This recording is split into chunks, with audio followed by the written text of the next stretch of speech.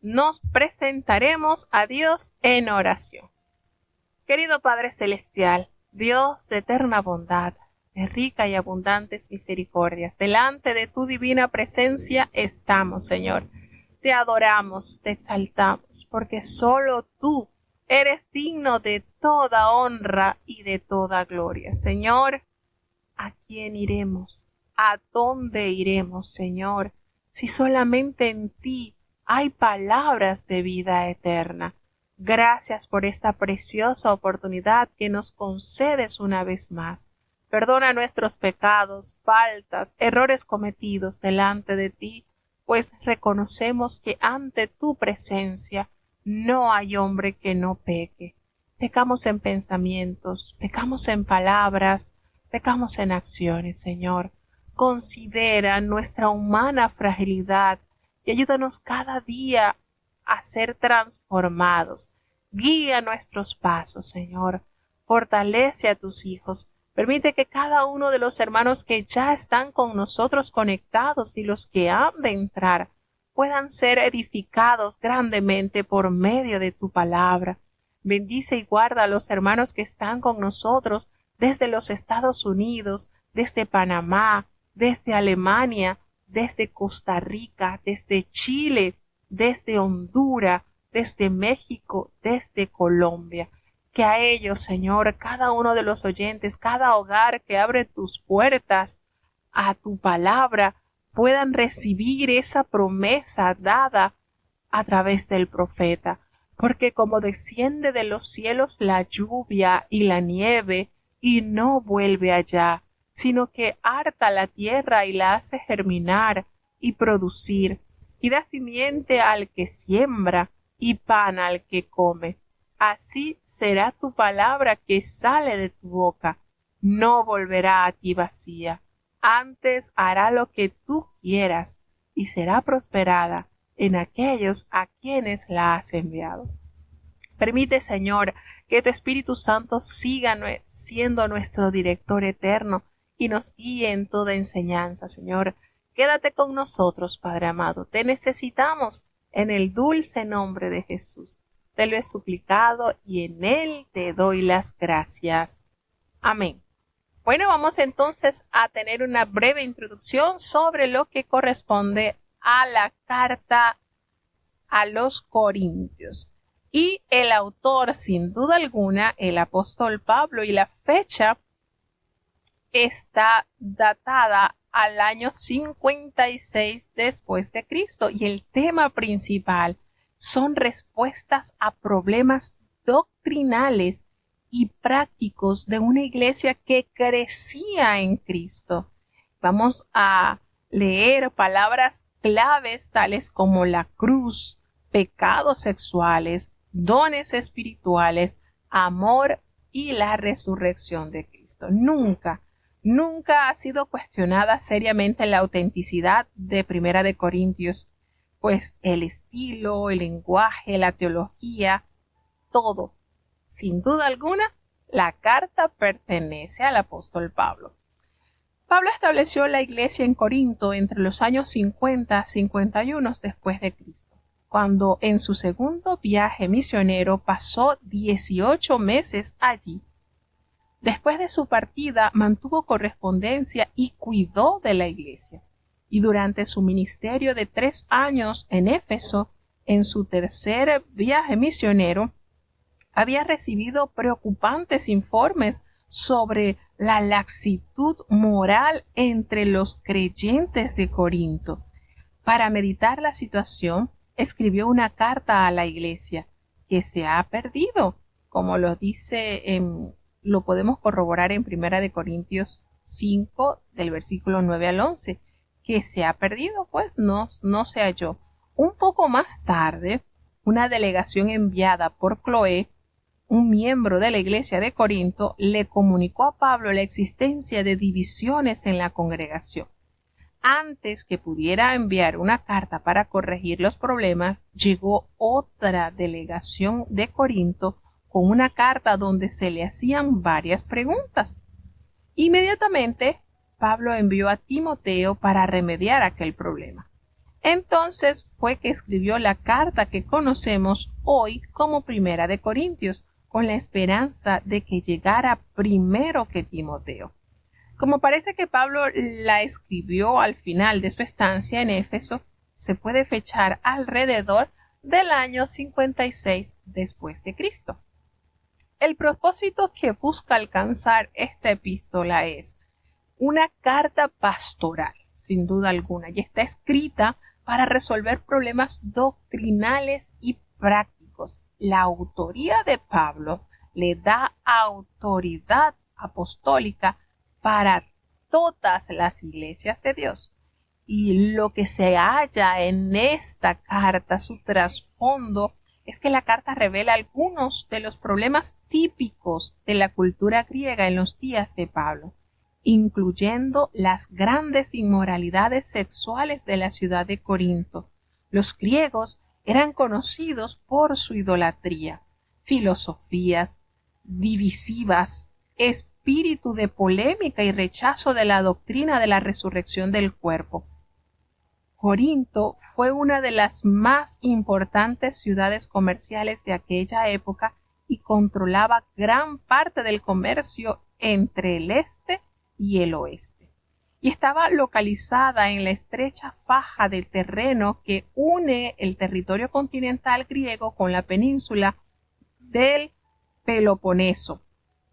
La ciudad tenía mala fama por su sensualidad y por la prostitución sagrada.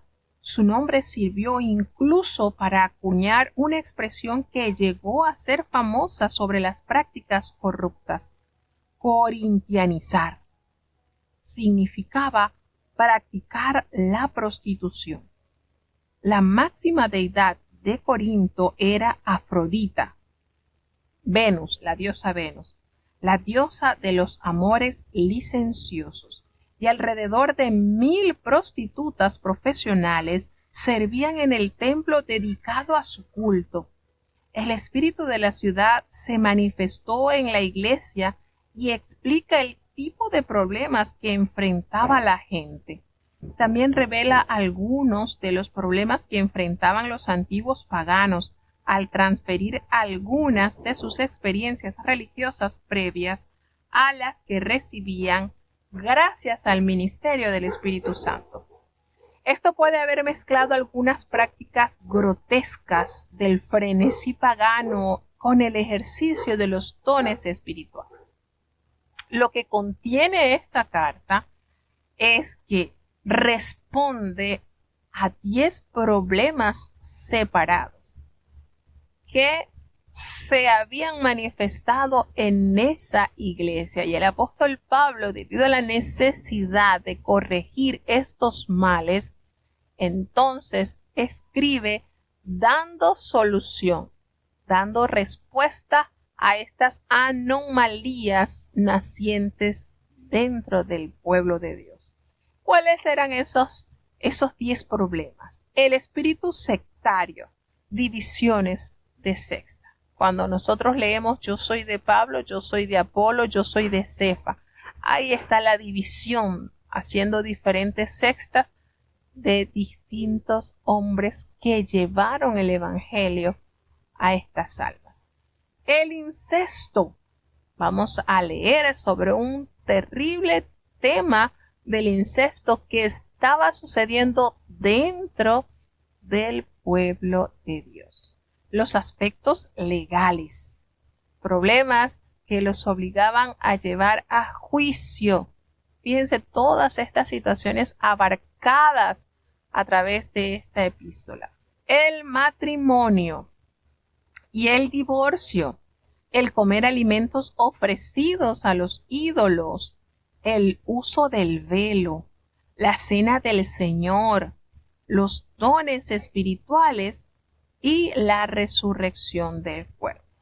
Entonces, notamos una característica especial, y es que ninguna epístola del Nuevo Testamento da una visión más clara de la vida en la iglesia del primer siglo que esta carta. Y en ella Pablo ofrece estrictas instrucciones sobre tales problemas morales y teológicos tales como el sectarismo, la inmadurez espiritual, la disciplina eclesiástica, las cuestiones éticas, el papel de las personas de diferente sexo y el uso apropiado de los dones espirituales. Donde estos problemas existen en la Iglesia moderna, los remedios son los mismos. Los mismos remedios, los mismos medios por los cuales se pueden resolver estas situaciones, las encontramos tan vigente en esta carta como al principio cuando fue escrita. Entonces, la carta contiene una revelación sin igual de la cruz de Cristo como la contrapartida de todos los excesos humanos. Pablo cita a Cristo como el ejemplo a seguir en todo momento y describe a la Iglesia como su cuerpo. Especialmente importantes son las poderosas consecuencias de la resurrección de Cristo para la creación como un todo. Y notamos acá que los pasajes que tratan de las manifestaciones o los dones del Espíritu Santo son los más conocidos sobre el Espíritu Santo, y estos se encuentran entre los capítulos 12 y 14. Y no debemos pasar por alto el papel del Espíritu Santo en la revelación de las cosas de Dios al espíritu humano como una forma de prevenir todo motivo de orgullo. Quizás lo más esclarecedor en medio del actual debate en el seno de la Iglesia es la forma como el apóstol conduce a los corintios a una práctica equilibrada del hablar en lenguas, al tiempo que la legitimiza y no reconoce a nadie el derecho de prohibir. Entonces, notamos las distintas actividades que se estaban realizando en esta congregación y cómo esta carta es redactada para corregir estas situaciones.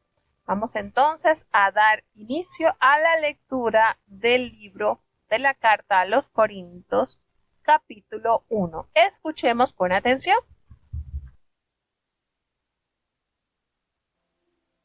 Primera de Corintios, capítulo 1.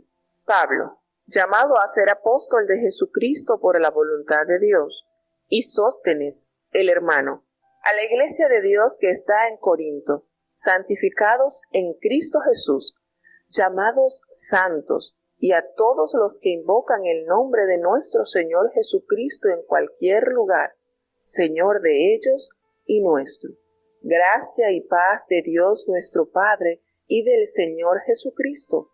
Gracias doy a mi Dios siempre por vosotros, por la gracia de Dios que os es dada en Cristo Jesús, que en todas las cosas sois enriquecidos en Él, en toda lengua y en toda ciencia, así como el testimonio de Cristo ha sido confirmado en vosotros, de tal manera que nada os falte en ningún don, esperando en la manifestación de nuestro Señor Jesucristo, el cual también os confirmará hasta el fin, para que seáis sin falta en el día de nuestro Señor Jesucristo.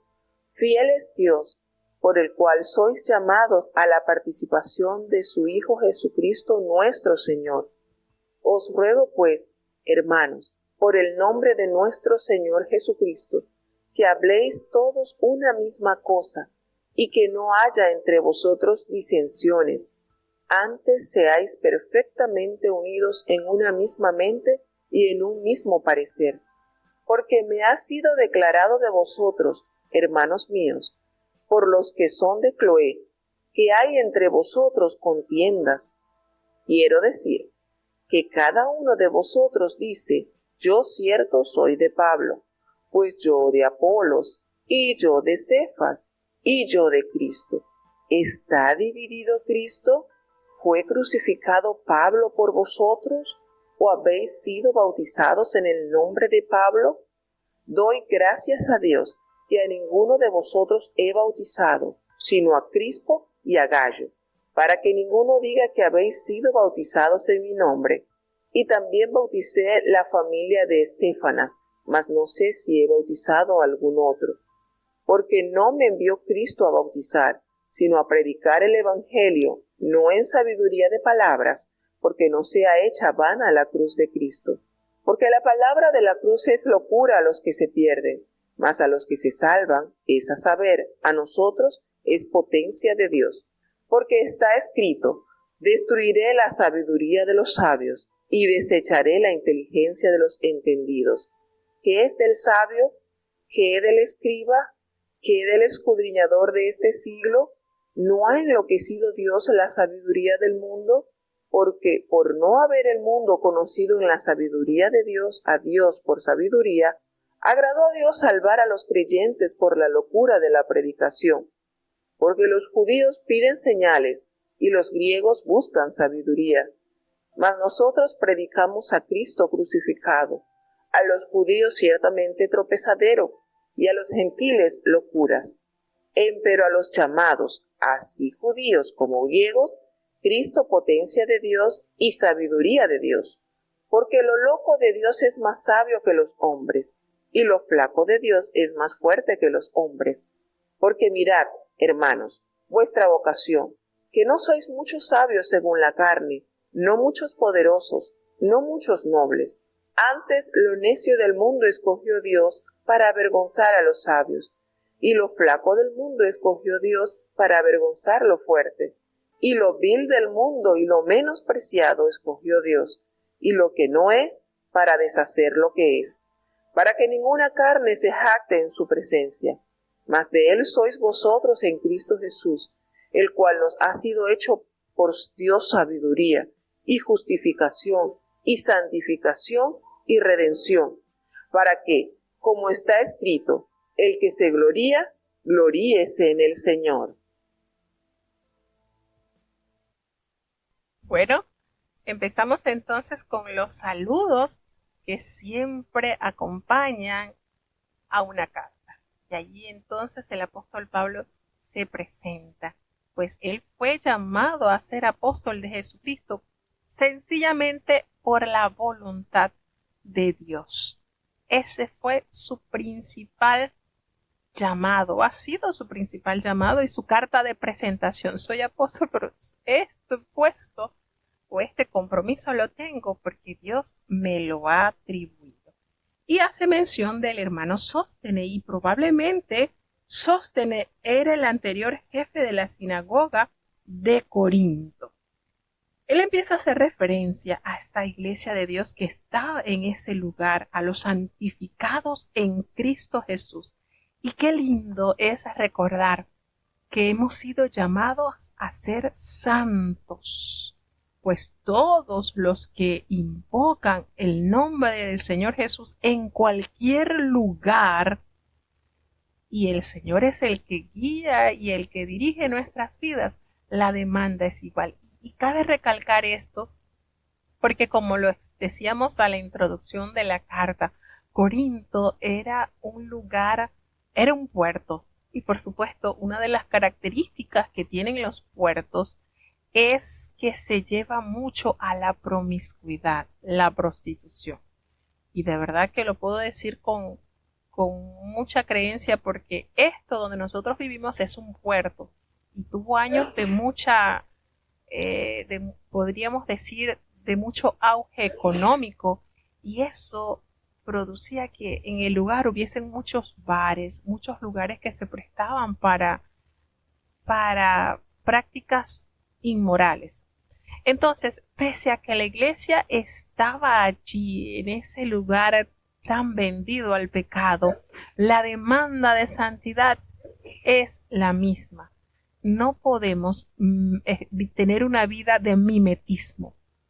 Es decir, como yo vivo en un lugar donde hay mucha perdición, pues bueno, ahí sirvo a Dios, pero a mi modo, y siempre como que con el diablo y con Dios. No, siempre la demanda es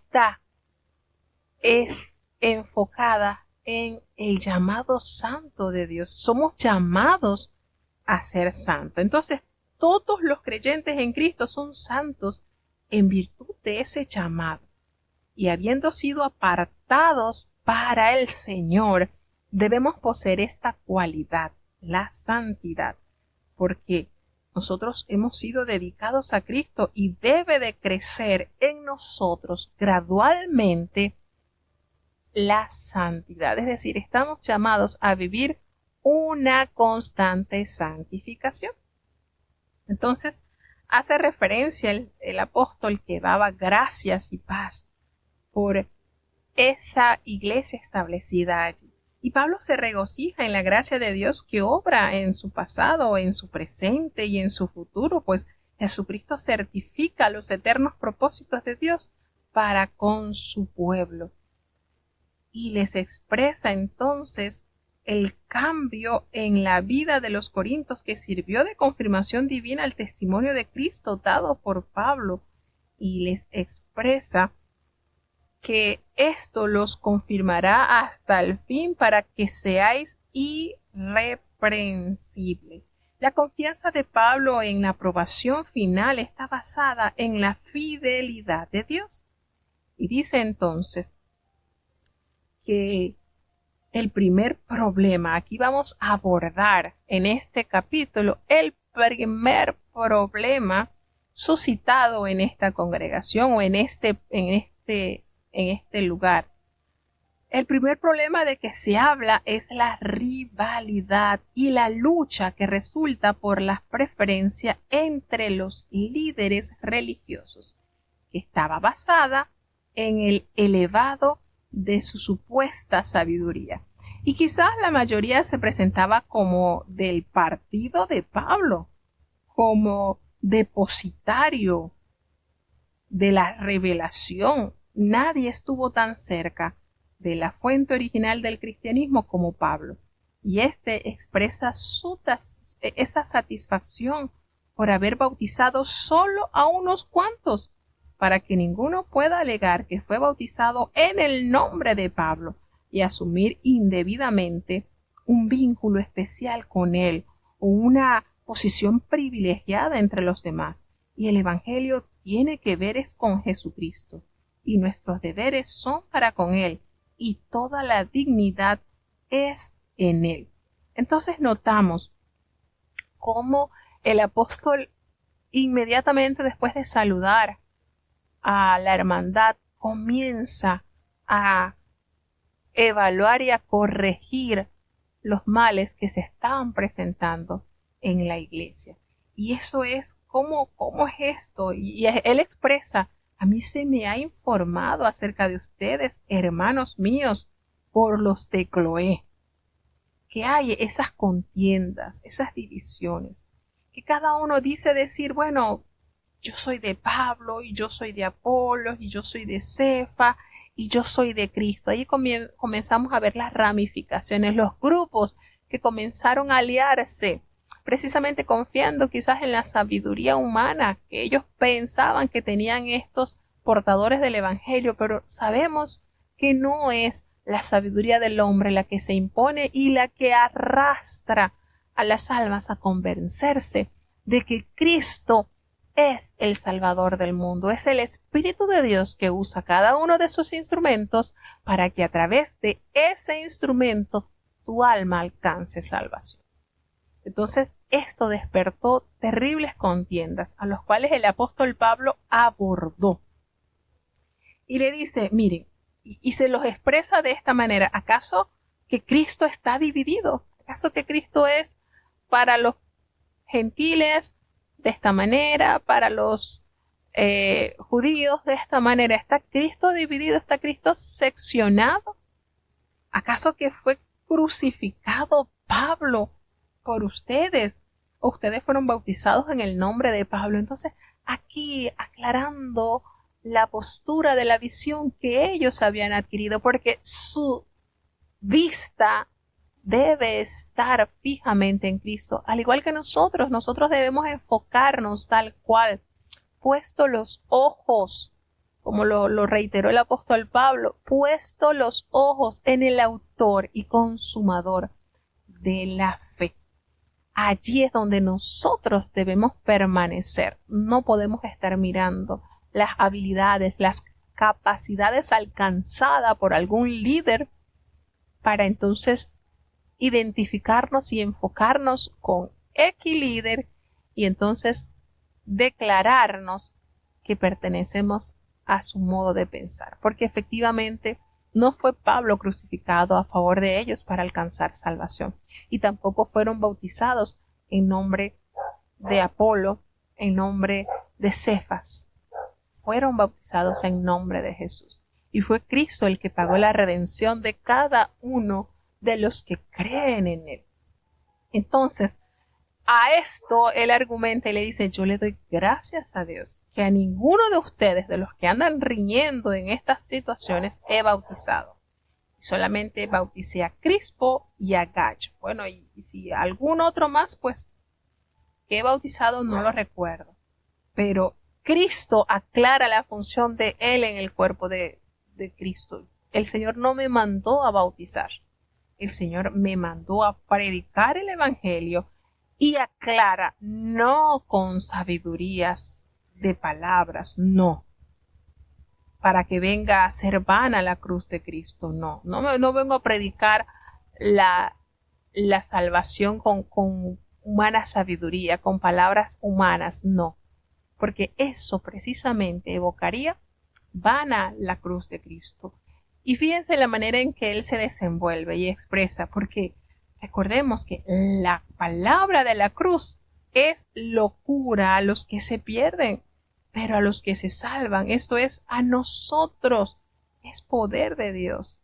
Entonces, a otros que no han entendido esta verdad, les parece locura lo que ellos han entendido. Pero qué maravilloso es el entender el significado de esa cruz. Y les hace referencia a lo escrito por el profeta Isaías: destruiré la sabiduría de los sabios y desecharé el entendimiento de los entendidos. Entonces, hace las preguntas: ¿dónde está el sabio? ¿Dónde está el escriba? ¿Dónde está el disputador de este siglo? ¿Acaso no ha enloquecido Dios la sabiduría del mundo? Pero la sabiduría, ya en la sabiduría de Dios, el mundo no conoció a Dios mediante la sabiduría, como agradó Dios salvar a los creyentes por la locura de la predicación. Y recordemos que ya él había hecho mención de esta palabra en la carta a los romanos. Entonces, notamos que en la palabra de la cruz existe un mutuo antagonismo entre la sabiduría de este mundo y la sabiduría de Dios, y el conflicto se manifiesta de manera suprema en la cruz de Cristo. Dios obra más sabiamente y de manera más poderosa por vías directamente opuestas a las expectativas humanas. Aun cuando veían a Jesús en la cruz, los judíos pedían alguna señal de su poder. Los griegos hicieron de la búsqueda de la sabiduría un fin carente de significados en sí mismo, como descubrió Pablo en Atenas cuando llegó y encontró aquella gente que lo que buscaba era conocer y conocer. Entonces, ¿dónde está el sabio? El profundo abismo entre los caminos humanos y divinos se evidencian a lo largo de la historia de la humanidad, como se pone de manifiesto en la cita de este versículo 19. Destruiré la sabiduría de los sabios y desecharé el entendimiento de los entendidos. Esto el apóstol Pablo lo retoma del libro del profeta Isaías, y las 4 preguntas que propone nos da a entender que las políticas a favor de Egipto que manifestaba Israel en los días de Isaías parecían ser el único recurso razonable, pero eran completamente opuestas al plan divino de la salvación. ¿Cómo nosotros entendemos? Pero los llamados, así judíos como griegos, Cristo es poder de Dios y es sabiduría de Dios. Entonces, el poder de Dios, el Evangelio, es la revelación de la verdad, pero en última instancia es la obra del poder de Dios con su victoria sobre el pecado y la muerte. La salvación bíblica equivale nada menos que a una completa restauración del universo con un nuevo cielo y una tierra nueva. Nos damos cuenta entonces que el apóstol les recomienda Mirad, hermanos, vuestra vocación, que no sois muchos sabios según la carne, ni muchos poderosos, ni muchos nobles. Una evaluación de los convertidos en Corinto demuestra la mutua oposición entre la sabiduría humana y la divina, y solo unos pocos procedían del mundo de la cultura y las esferas sociales más sofisticadas. Entonces, la esencia de la verdadera sabiduría reside en el conocimiento de los caminos y la voluntad de Dios, y vivir en armonía con las realidades últimas creadas por el Señor. La sabiduría humana a la que Pablo se opone no es la del intelecto o la educación, sino que es la falsa independencia humana con respecto a Dios y la tendencia hacia la autosuficiencia. Recordemos que Dios rechaza la sabiduría humana a causa de su orgullo y la autoglorificación. Y esto nosotros lo podemos ver, como lo detalla un poquito más profundo el apóstol Santiago, sobre cómo es la sabiduría humana y la sabiduría de Dios. Y nos damos cuenta entonces que la palabra justificación, dice el apóstol Pablo, a fin de que nadie se jacte en su presencia, mas por él estáis vosotros en Cristo Jesús, el cual nos ha sido hecho por Dios sabiduría, justificación, santificación y redención. Y cierra entonces expresando, así como está escrito en el libro del profeta Jeremías, el que se gloría, gloríe en el Señor. Y esta justificación es un término jurídico, representa por supuesto la determinación divina de convertir todo mal en bien y su dádiva al culpable para remover toda condena y justificarlo, incluyendo el retiro completo de los cargos en su contra. La santificación es un símbolo tomado del templo y revela la necesidad de purificación y supone ser renovados por el poder del Espíritu Santo, el cual hace posible una vida aceptable ante Dios y conduce hacia nuestro perfeccionamiento final en su presencia. La redención mencionada es en un contexto de esclavitud y endeudamiento, y habla de la libertad completa de todos los aspectos del pecado, incluyendo la resurrección del cuerpo, haciendo referencia a la justificación, la santificación y la redención. De esta manera él aborda entonces el tema sobre el sectarismo. ¿Qué es esto? Que ustedes están entonces discutiendo a quién pertenece o a quién le deben fidelidad. No es al hombre, es a Dios. Seguimos avanzando hacia el segundo capítulo. Cuando fui a vosotros, no fui con altivez de palabra o de sabiduría, a anunciaros el testimonio de Cristo, porque no me propuse saber algo entre vosotros, sino a Jesucristo y a este crucificado. Y estuve yo con vosotros con flaqueza y mucho temor y temblor. Y ni mi palabra ni mi predicación fue con palabras persuasivas de humana sabiduría, mas con demostración del Espíritu y de poder, para que vuestra fe no esté fundada en sabiduría de hombres, mas en poder de Dios. Empero hablamos sabiduría de Dios entre perfectos, y sabiduría no de este siglo, ni de los príncipes de este siglo, que se deshacen, mas hablamos sabiduría de Dios en misterio, la sabiduría oculta, la cual Dios predestinó antes de los siglos para nuestra gloria, la que ninguno de los príncipes de este siglo conoció, porque si la hubieran conocido, nunca hubieran crucificado al Señor de gloria. Antes, como está escrito, cosas que ojo no vio, ni oreja oyó, ni han subido en corazón de hombre, son las que ha Dios preparado para aquellos que le aman. Empero Dios nos lo reveló a nosotros por el Espíritu, porque el Espíritu todo lo escudriña, aún lo profundo de Dios. Porque ¿quién de los hombres sabe las cosas del hombre, sino el Espíritu del hombre que está en él? Así tampoco nadie conoció las cosas de Dios, sino el Espíritu de Dios. Y nosotros hemos recibido no el espíritu del mundo, sino el Espíritu que es de Dios, para que conozcamos lo que Dios nos ha dado, lo cual también hablamos, no con doctas palabras de humana sabiduría, mas con doctrina del Espíritu, acomodando lo espiritual a lo espiritual.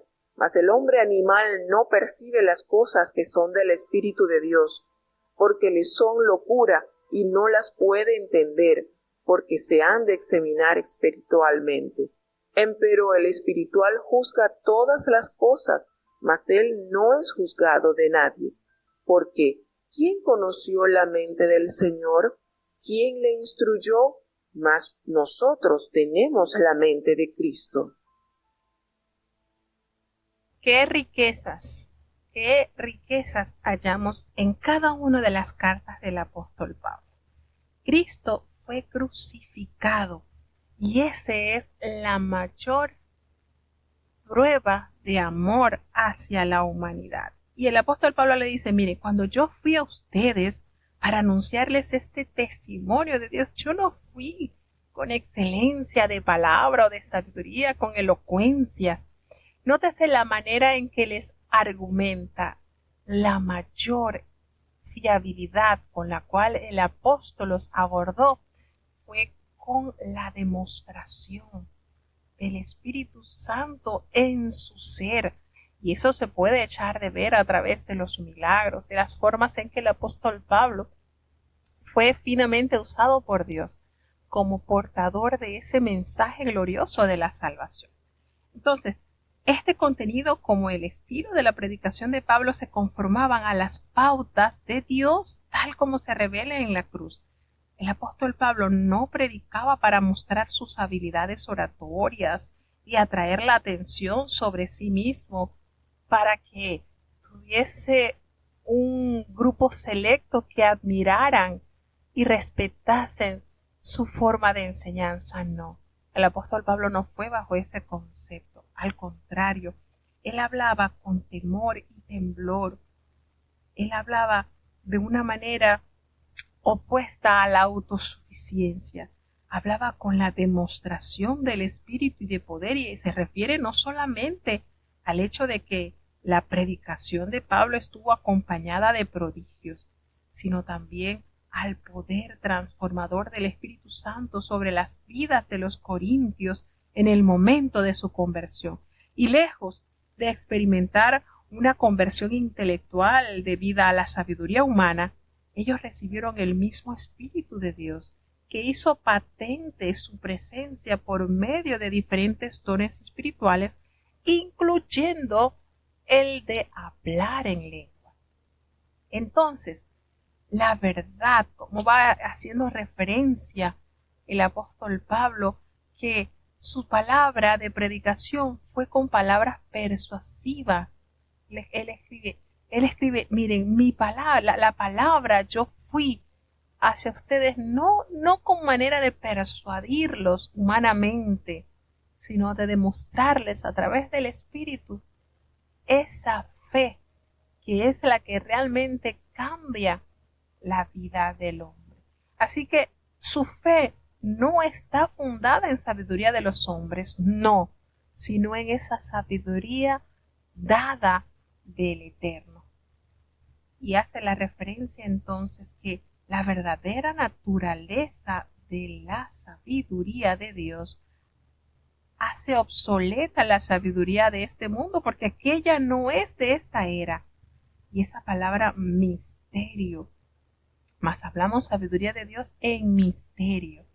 En el Nuevo Testamento no significa algo difícil de comprender, sino esto denota una verdad escondida en la mente de Dios hasta que Él decide revelarla. Y Dios tenía un plan de salvación en su mente antes de la creación del mundo, y se hubiese mantenido oculto de no haberlo revelado en Cristo.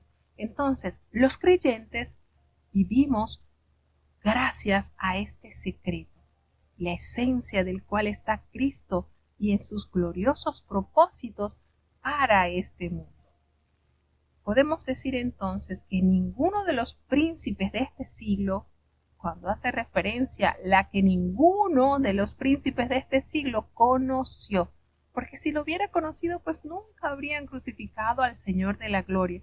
Y este pasaje asegura que Satanás, el Dios de este siglo, y los demonios del infierno, los principados y las potestades, fueron completamente confundidos por la cruz. Y esto es una importante revelación de la limitada habilidad de Satanás para anticipar las tácticas del Dios Todopoderoso, y un recordatorio de que el poder soberano y la omnisciencia de Dios son siempre garantía de la victoria definitiva del creyente en Cristo.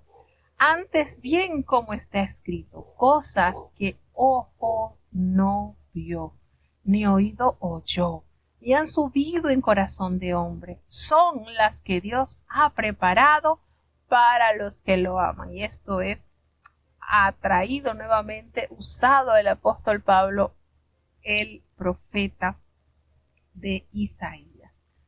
Imagínense, cosas que ojo no vio. Y las citas de Isaías 64:4 implica 3 vías de conocimiento. Conocimiento perceptual, el ojo, el oído, a través de la observación y la experiencia sensorial, que conceptual, el corazón, la mente, y por la razón y la curiosidad intelectual y espiritual de los que le aman a través de la afinidad moral y personal. Y debido a que el conocimiento de las cosas de Dios es de naturaleza espiritual más que intelectual, no hay base para glorificar a ningún líder religioso por su supuesta superioridad en esta esfera. Así que el apóstol Pablo les da a ellos una explicación magistral de la grandeza revelada a esta iglesia por medio de esa gracia de Dios, por medio de esa sabiduría no humana, sino divina. Porque Dios nos las reveló a nosotros a través del Espíritu. ¿Por qué? Él explica, el Espíritu todo lo escudriña, aún hasta lo profundo de allí de Dios. Fíjense esto.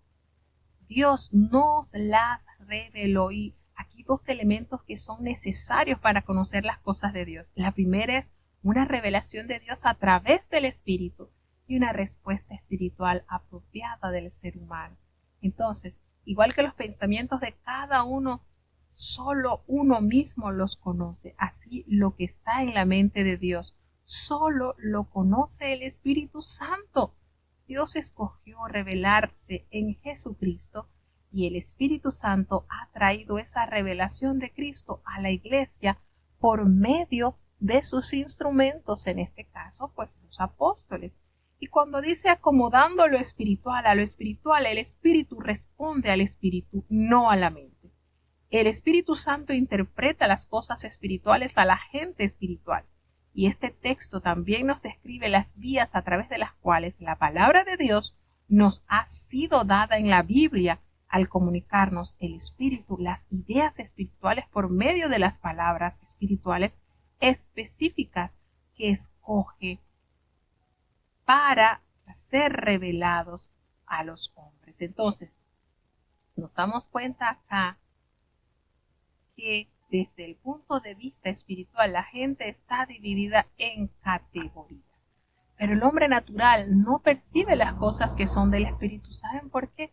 Porque les son locura, no las puede entender, porque se han de discernir espiritualmente. En cambio, el espiritual juzga todas las cosas, pero él no es juzgado de nadie, porque ¿quién fue el que conoció la mente del Señor? ¿Quién fue el que lo instruyó? Nadie. Pero aquí hay un gran misterio revelado a los pequeñitos. Nosotros tenemos la mente de Cristo, pues a través del Espíritu de Dios, que escudriña todo aún lo profundo de Dios, Él es el que nos revela las verdades de Dios en nuestras vidas.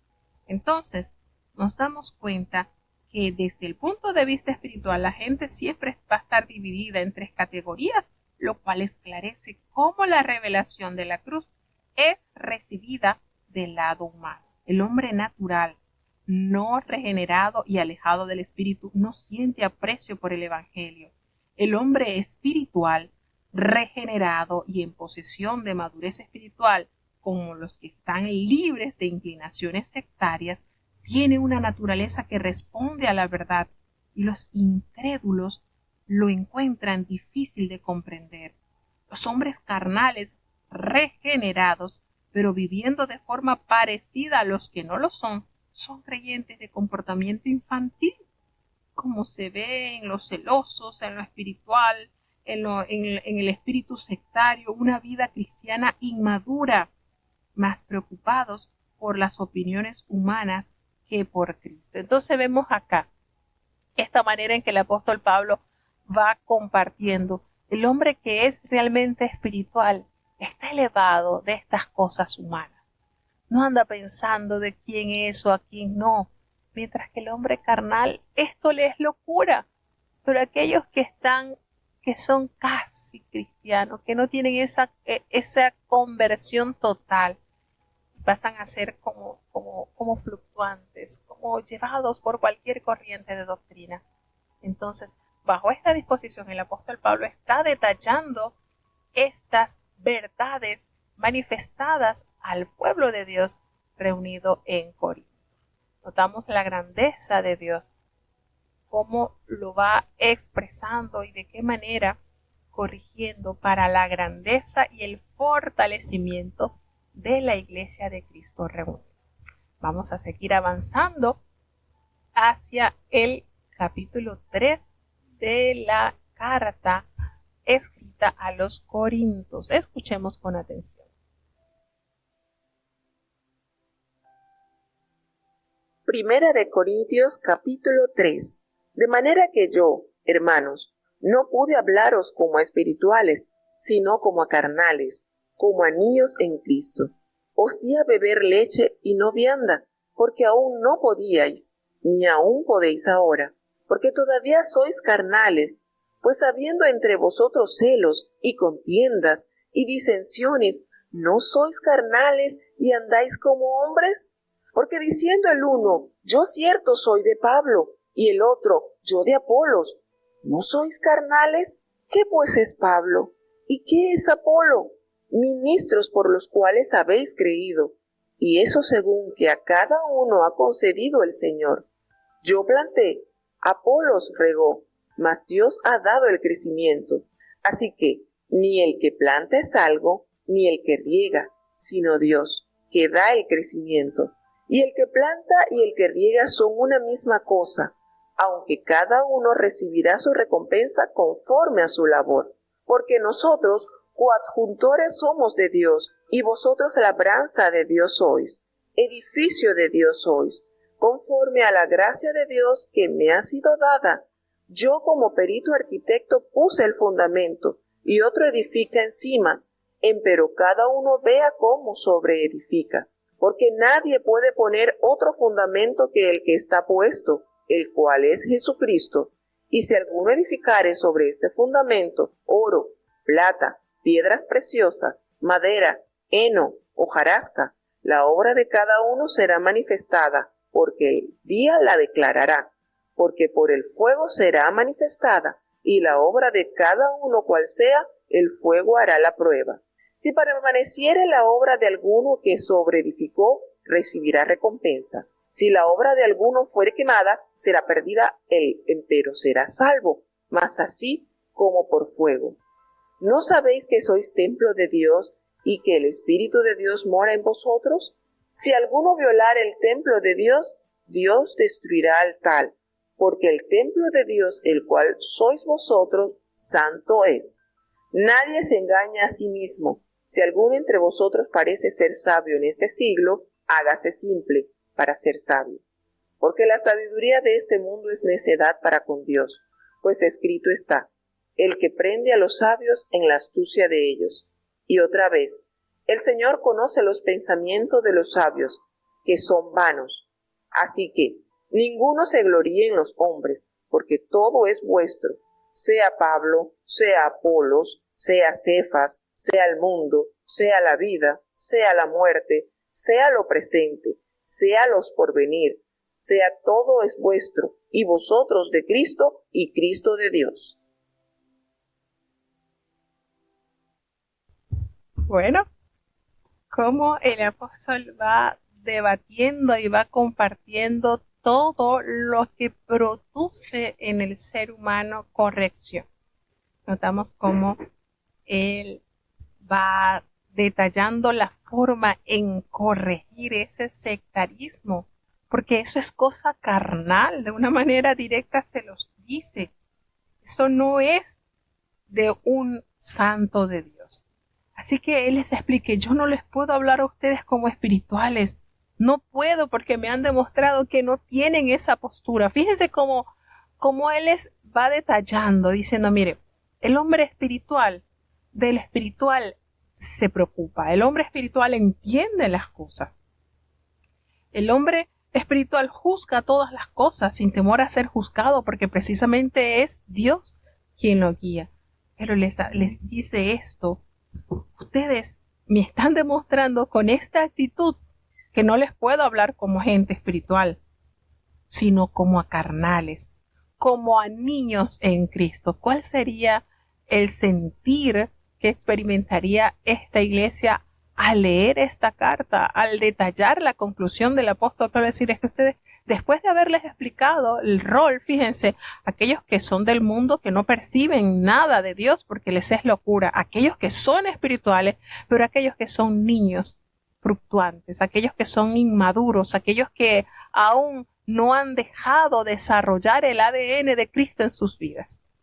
Y les habla así, yo les di a ustedes a beber leche.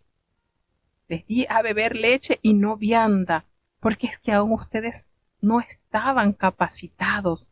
Es más, han pasado los años y aún están sin poder digerir la vianda. En pocas palabras, el apóstol Pablo le dice, ustedes no han crecido, ustedes no han avanzado, porque ustedes aún siguen siendo carnales, porque entiendo que al haber entre ustedes celos, contiendas, disensiones, ¿no son carnales? ¿No andan como los hombres?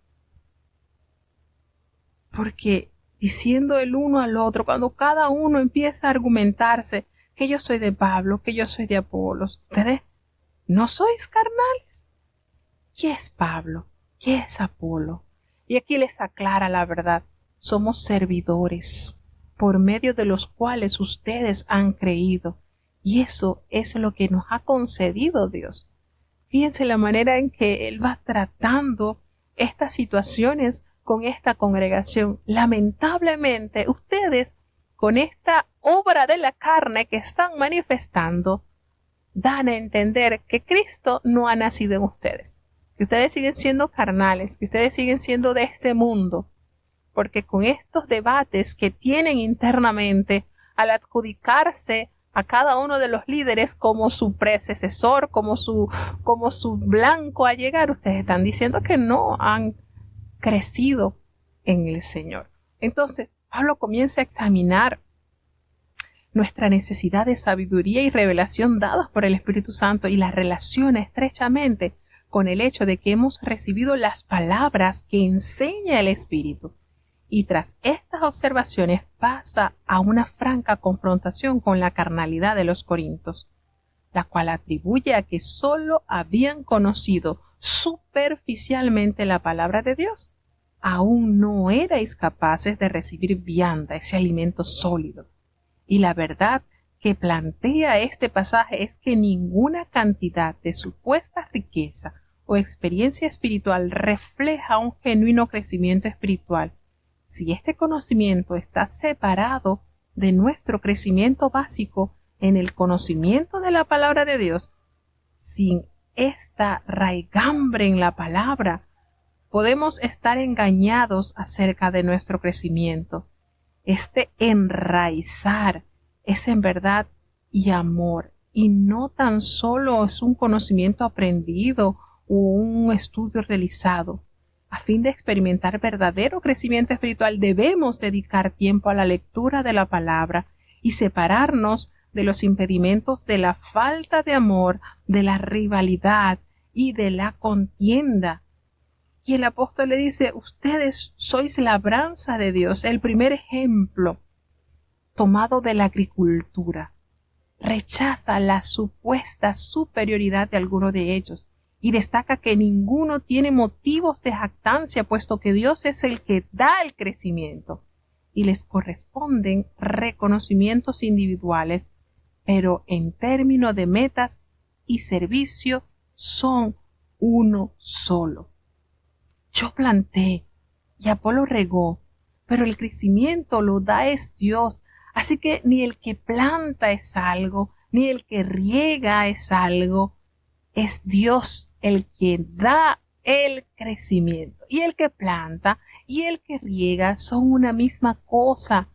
Aunque aclara, cada uno recibirá su recompensa conforme a su labor, porque fiel es el que lo prometió.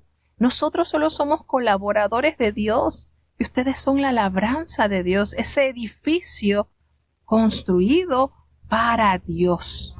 Entonces, cuando le hace referencia, ustedes son ese templo de Dios, y la segunda metáfora también muestra la relativa insignificancia de los líderes religiosos, pero destaca su responsabilidad. Los ministros son como constructores con permisos restringidos para edificar solo sobre un determinado fundamento. Y la originalidad se reduce en arquitectura al diseño del plano básico.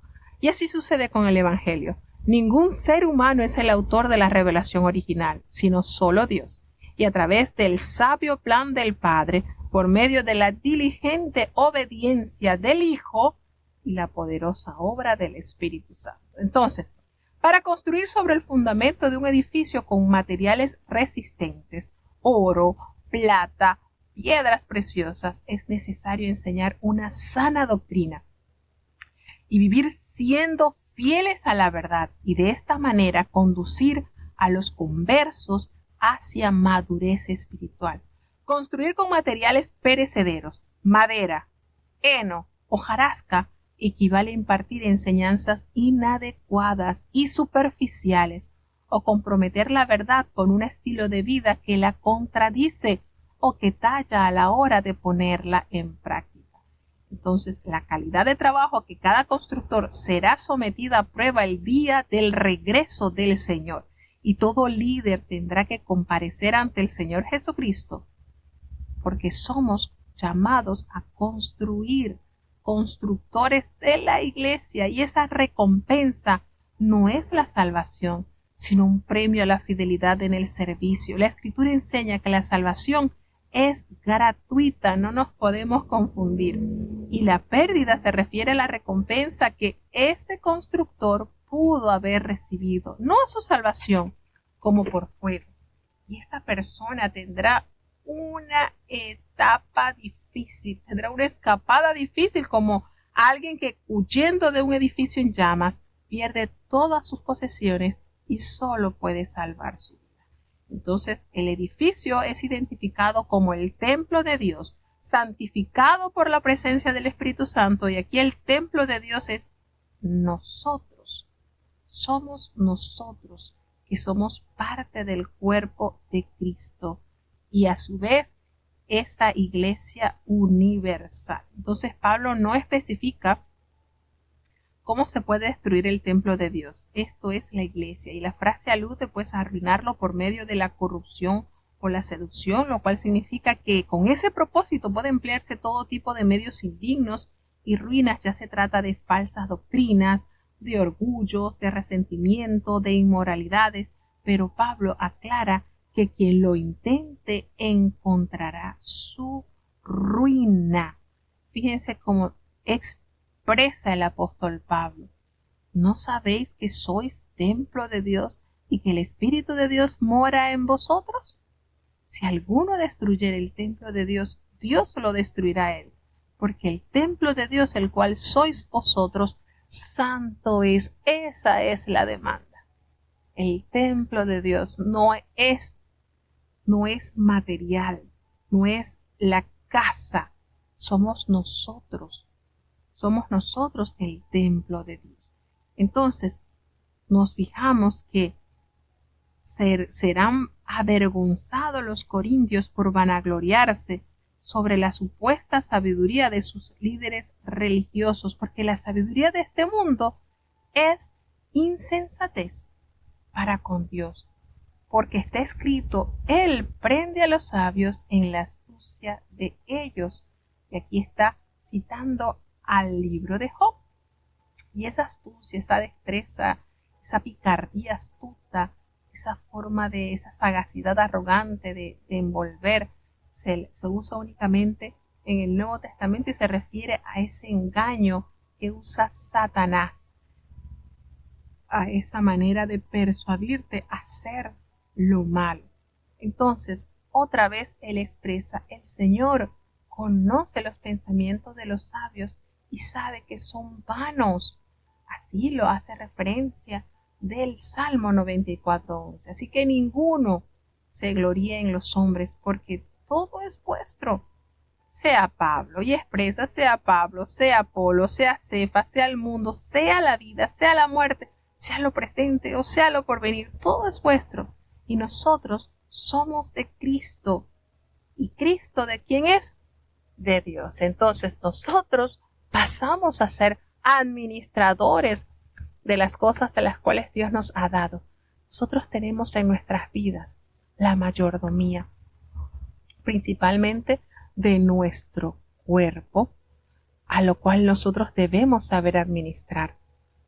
Y el apóstol Pablo hace un llamado a la santidad, un recordatorio.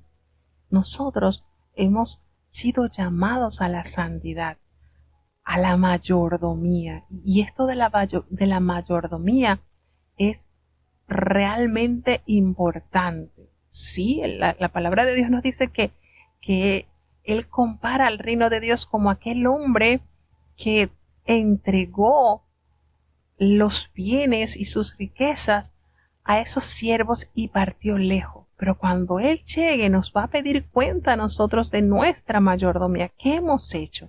¿Qué hemos hecho con lo que Él nos ha dado? ¿Qué hemos hecho? ¿Cómo hemos trabajado con esto? Con esto que Dios nos ha dejado, nuestro cuerpo, nuestra familia. ¿En qué hemos tratado? Y el apóstol Pablo, sacudiendo las impurezas de las cuales se había infectado la iglesia en Corinto, los llama a recapitular, a evaluar de qué manera estaban ellos haciendo las cosas, bajo qué concepto estaban ellos viviendo. Y esto les estaba trayendo gran deficiencia al estar subdivididos, porque precisamente hay un solo, debemos tener un solo sentir como pueblo de Dios. El Señor no habita en las divisiones. Recordemos lo que Jesucristo nos dijo, una casa dividida no puede permanecer. Y pensamos que el enemigo conoce muy bien esa estratagema y por eso esa práctica que él involucra, divide y vencerás. ¿Quieres que una familia sea destruida? Divídela. ¿Tú quieres que un matrimonio sea destruido? Divídelos. ¿Tú quieres que la iglesia de Dios no avance en la tierra? Pues divídela. Y hay que tener sumo cuidado con eso. En nuestra mayordomía es donde el Señor se dará cuenta si realmente hemos sido siervos diligentes en saber tratar, en saber cuidar lo que Él nos ha dejado.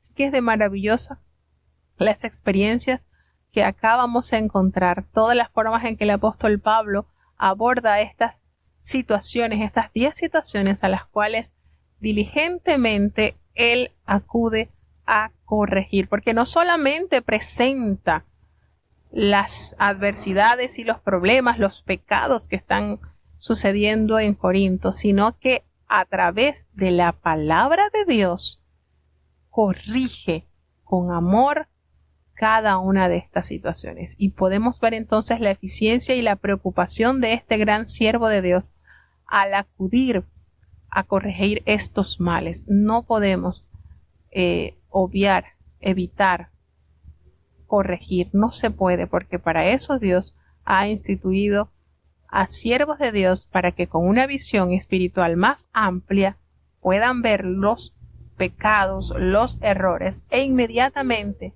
corregirlos. Para eso el Señor todo lo tiene estipulado por medio de su palabra. Por eso observamos entonces en el cuerpo de Cristo que unos pasan a ser ojos, otros pasan a ser manos, otros pasan a ser oídos, pero todos íntimamente ensamblados con una función maravillosa a la cual estamos llamados todos a cumplir. Así que bueno, de esta manera llegamos al final de estos 3 capítulos y vamos a tener la oración de cierre. Querido Padre Celestial, Dios de eterna bondad, de rica y abundantes misericordias, delante de tu divina presencia estamos, Señor. Te adoramos y te exaltamos, porque solo tú eres digno de toda honra y de toda gloria. Señor, ¿a quién iremos? ¿A dónde iremos, Señor? ¿Dónde encontramos refugio sino en ti? Perdona nuestros pecados, faltas y errores cometidos delante de ti. Ayúdanos cada día, Señor, a ser fieles y leales a ti, Señor. Ayúdanos en nuestras debilidades, en nuestras bajezas, que seas tú siempre guiándonos, porque sabemos que ante tu presencia no hay hombre que no peque, Señor. Pecamos en pensamientos, pecamos en palabras, pecamos en acciones. Considera nuestra humana fragilidad y ayúdanos, Señor, por amor a tu nombre. Te presentamos esta hermosa audiencia, Padre, que día a día se conecta para leer tu palabra. Bendíceles y guárdales, oh Padre bueno, están en tus manos. Te presentamos a los hermanos que han estado conectados desde México, desde Panamá, desde Costa Rica, desde los Estados Unidos, desde Alemania, desde Chile, desde Honduras, desde Colombia, Señor, que hasta ellos tu gracia, tu benevolencia, tu amor los cubra, Señor. Te presentamos la niñez de tu iglesia. Ayuda, Señor, a cada niño, Padre, conforme crece en estatura, pueda crecer en gracia, en sabiduría y en temor en su corazón, así como los niños que asisten a las escuelas sabáticas, que su corazoncito pueda ser transformado por tu poderosa palabra. Bendice y guarda a los jóvenes, Señor, están delante de ti, que puedan ser santos, Señor, que huyan de toda especie del mal, Señor, ten misericordia. Los adultos, conforme a nuestras responsabilidades, estamos en tus manos. Los matrimonios, Señor, están delante de ti, tu santa institución, Señor. Ayúdalos, muchos pasando por dificultades, pero en ti, Señor, hay solución. Testimonios de una manera especial de tu poder, Señor, y sabemos que tú tienes el poder para construir lo que el mal ha destruido. Te presentamos a los padres, danos sabiduría, Señor, en la educación de nuestros hijos, y permite que nuestros hijos sean dóciles, Señor, que puedan amarte sobre todas las cosas, y que puedan ellos también adueñarse de esa bendición que trae el 5º mandamiento, pues largura de años tendrán, y todo lo que hagan les saldrá bien, Señor. Los ancianitos están en tus manos, muchos han nacido en tu pueblo, otros han llegado ya a edad madura, pero han invertido sus fuerzas, han invertido sus años en ti. Recompénsales de manera especial, que puedan mantener ese estándar en alto de la fe gloriosa. Gracias te damos por la vida de nuestros hermanos ancianos que con tanto amor y fervor han mantenido su fidelidad en medio de los tiempos. Te presentamos, oh Dios, los enfermos. Gracias por los que han sido sanados, porque tu poder es maravilloso, porque tú eres grande, porque tu poder no se limita, Señor. Tú eres el mismo de ayer, hoy y por los siglos. Seguimos orando, Padre, porque esto te agrada a ti, que tu pueblo ore, que entre tus hijos oremos unos por otros. Es agradable a tus oídos, Señor. Seguimos clamando a favor de la salud de nuestro hermano Cecilio García, Señor, tu siervo. Durante muchos años dirigió tu iglesia, Señor.